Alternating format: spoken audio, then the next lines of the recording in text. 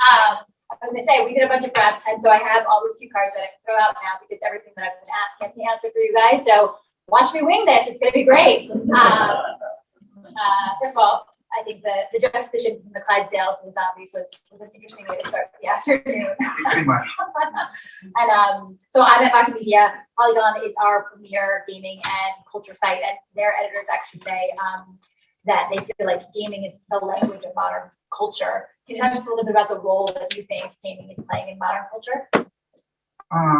It's funny you say that because you're working on an idea that goes very much on that thing. This is not prep, so you know this is real. Yeah, no, I think it's even better. Look, I think that like 10, maybe like 20 years ago, you would like I wouldn't go on a date and start by saying like, hey, I play video games. You know what I'm saying? Like, I think that there was a bit of like, it was a bit of like a guilty pleasure for people like me. And today, it's really not that way. You know, like today you see like the biggest celebrities like openly playing game. Like you see in every single TV show. I was watching the Neymar, I'm Brazilian, so I was watching the Neymar thing on Netflix. It's really good, by the way. And he plays video games like in almost like every single one of the 3 chapters. You see like sports people, people that are like very famous, like culturally relevant, playing video game and having video game references like everywhere. So I think that video game is also creating culture. You know what I'm saying? Like while before it was, I would say, like a much more niche. You know, so I agree with that statement. We talked a little bit about your years at Unilever and your years at RBI. Can you tell me a little bit about how you leverage that experience here and maybe some of the lessons you learned, things you brought through? Yeah, look, I mean, I spent 18 years in Unilever. It's an amazing company. I still have like lots of great friends there. I know everyone there, from the guy who was in the door of the factory, because I started in a factory, to the CEO, who now is Alan Joe, and like everyone in between. And it's an amazing marketing school. You know, I think that CPG in general is an amazing marketing school. And Unilever is great because it's a company that truly believes in social responsibility and purpose. And I've learned so much about environmental sustainability, D&I, and like things that I carry with me and I apply in the work I do. Like at RBI, was not necessarily leading by myself, but I helped a lot on everything that had to do with ESG, in creating a nutritional roadmap and environmental sustainability and all the commitments around being carbon neutral. And D&I, now at Activision, I am the sponsor of the Latinx network in the company. My boss is also Hispanic, and like he's CEO of the company. So like I use a lot of the stuff that I've learned. In Unilever, I've learned the value of creativity. I had amazing coaches, and we were doing like amazing work for lots of brands. At RBI, I was able to apply a lot of that and build the shoulders of giants, because Burger King has done amazing work back in the day, like when Crispin was on fire. Like this is like maybe too old, but like it's like 15, 20 years ago. And I tried to do something like that would be remotely on the same ballpark. And now it's another learning curve. You know, it's building my credibility again in a different industry, like with people that may not know what I did in the past, with a team that's amazing. Like I really love the team that we have in marketing at ADK, and learning again.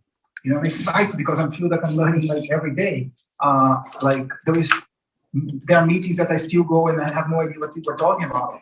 Like, or they have these acronyms that like I need to check like in Google. Like, so I love that feeling of being always learning and always better and always like trying to do things differently. So I'm very excited about the work. You touched on this a little bit, but the idea of corporate responsibility, right? Like you have been known personally as taking that D&I, sustainability, those truths and those messages forward in every one of your posts. Do you have a vision for Activision in places that you want to get them involved or further underscore? I think that we can definitely do better. You know, like we had like a very tough year last year. I'm trying. It's a much larger company than RBI, So I'm trying to exercise my influence, knowing that it's much harder to navigate the environment because of the size.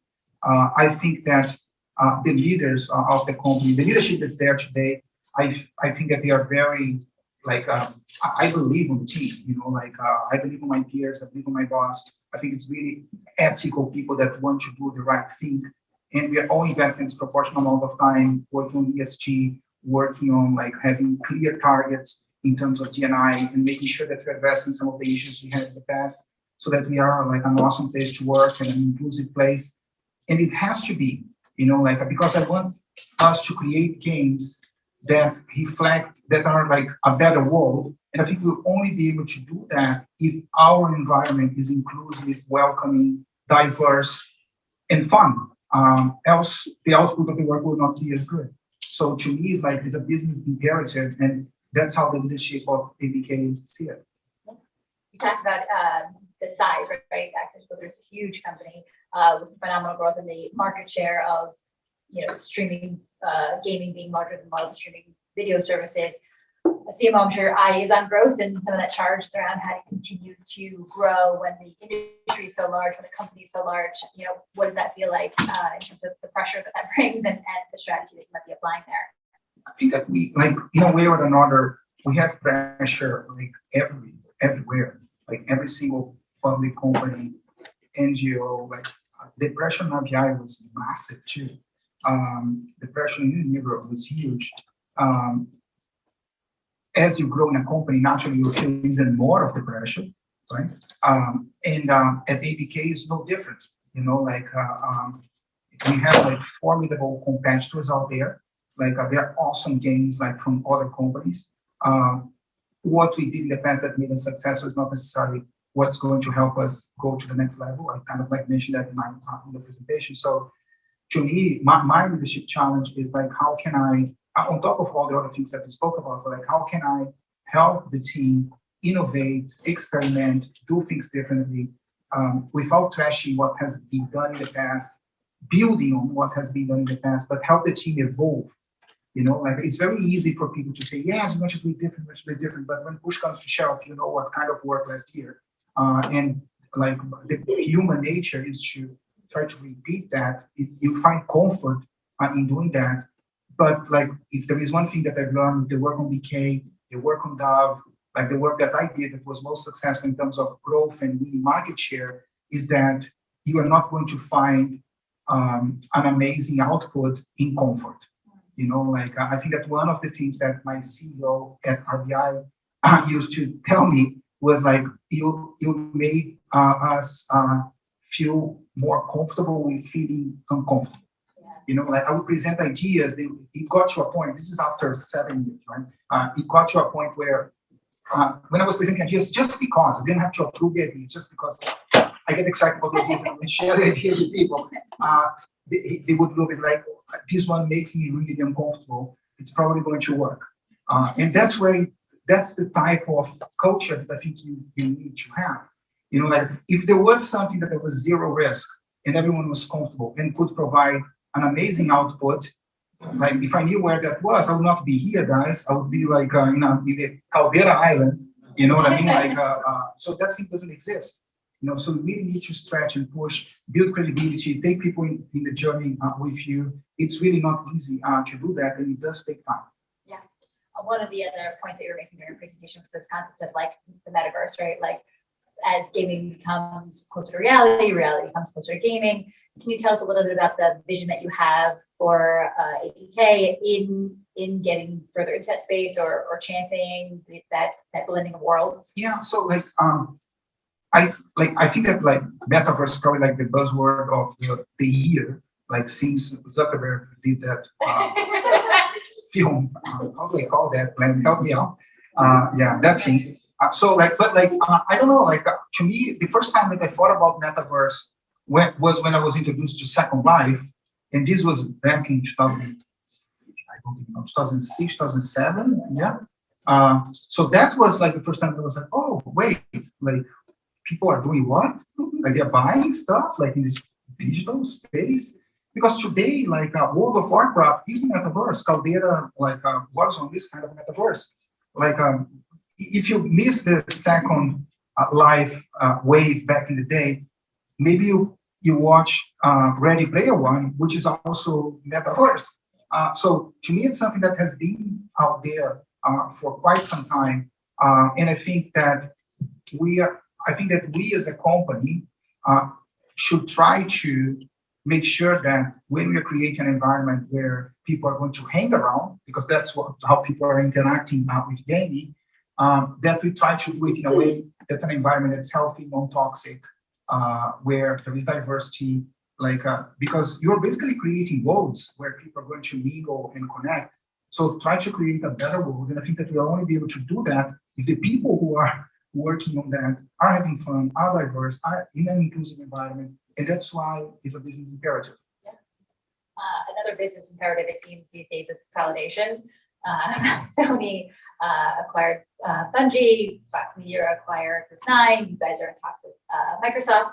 Can you tell us a little bit about how you're feeling about the trend and what interests you or what challenges you see it presenting in the market? Yeah, I think it's natural that when an industry is so hot and it's so fragmented, there is consolidation, right? I mean, I cannot talk much about the Microsoft deal because legally I can't.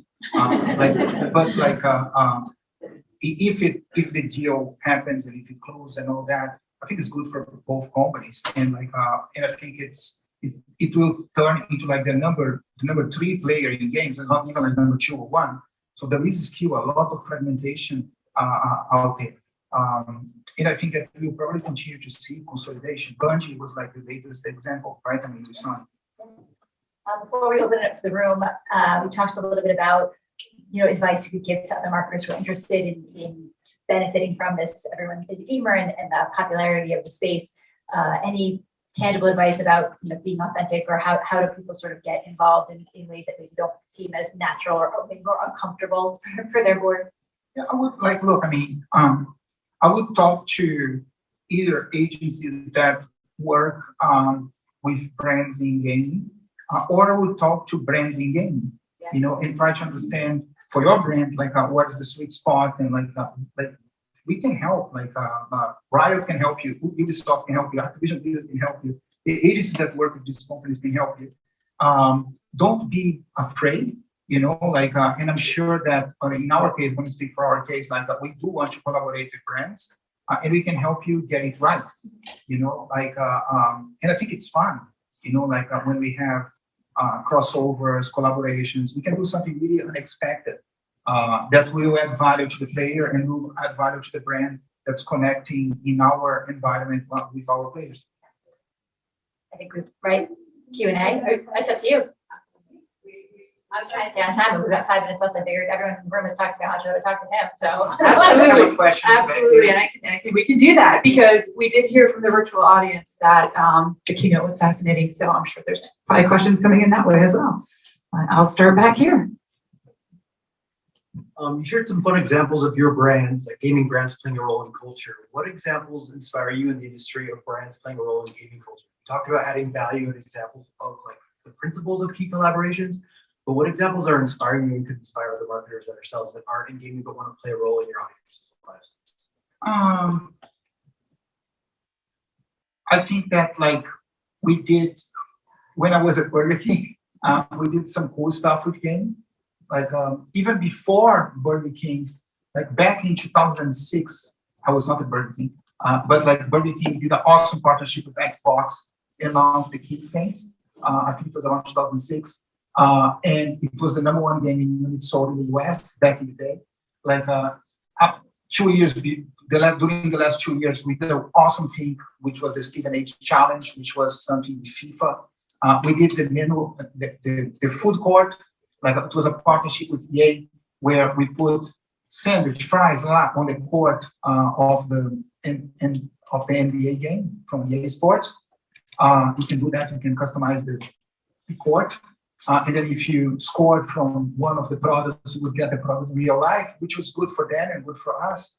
So to me, it's show as in an unexpected way. I also think that there might be opportunities to create products, you know what I mean? That are crossover, right? I mean, you could create I don't know, I'm trying to think about things that we're not working on at the moment. It's hard. My brain goes straight to the real things. But like you could create products that come from the culture of gaming. You know what I mean? Like I could create a product that makes sense for the World of Warcraft lore because it's part of the story. And I just bring that product to the real world with a manufacturer of candy, of beer, of soft drink. That would be something cool. And I think we're going to end up to see more of that, like moving forward. Hi, my name is Zakia Larry, the brand new Chief Communications Officer for Constellation Networks. And, oh, why, thank you. But I want to get into your creative genius mind. I know creativity can ebb and flow, can happen at any hour of the day. But for you, did you have any sort of big, audacious idea that you wanted to make manifest, and you just sort of look for the right partners to do that? Is that part of your creative process? And do you have magic in the vault that you then polish, or do you often start from ground zero? Good question. Look, I think that first of all, I love our industry. I'm not talking about gaming, I'm talking about this. And I love creativity. Always did. I used to grab a pack of beers and finish work and go with other nerds from work to watch ads in a Betacam tape or VHS tape. It was not as easy as today, where you can just like go to the Khan website or YouTube. And I had no idea how to do great work. You know, I aspired to do great work. I didn't even have a strong criteria, to be honest. I don't think people are born with criteria. Like, it took me 10 years to still like an ad I did 1 year after I did it. I would do it, I would think like, this is amazing. This is amazing, it's going to win everything. It's fucking awesome. And then a year later, I'd be like, what the fuck I was thinking? It's terrible. It's terrible. So it took me 10 years to still like something a year after. So it's a whole like process. And I try to nurture ideas. When the idea appears first, and there was a creative director that I work with, his name is Cash 3.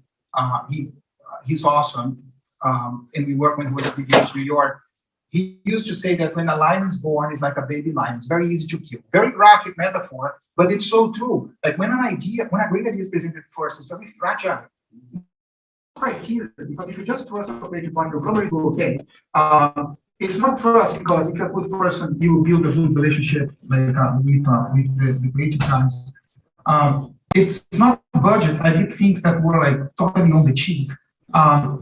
It's your ability to influence the organization to do the stuff. You know what I mean? Like that's the hardest part. You know, that's what when I go home I'm pissed is because I'm failing on that. You know, like that's in my view the hardest thing to do if you want to do great creative work. How can you be your organization with you in their journey and make them not brainstorm what can go wrong, which is what happens, and assessing like, oh my God, this is so fucking scary. Let's do it, it's probably going to work. Which was my CEO, quote from a CEO at our guy after 7 years of that term.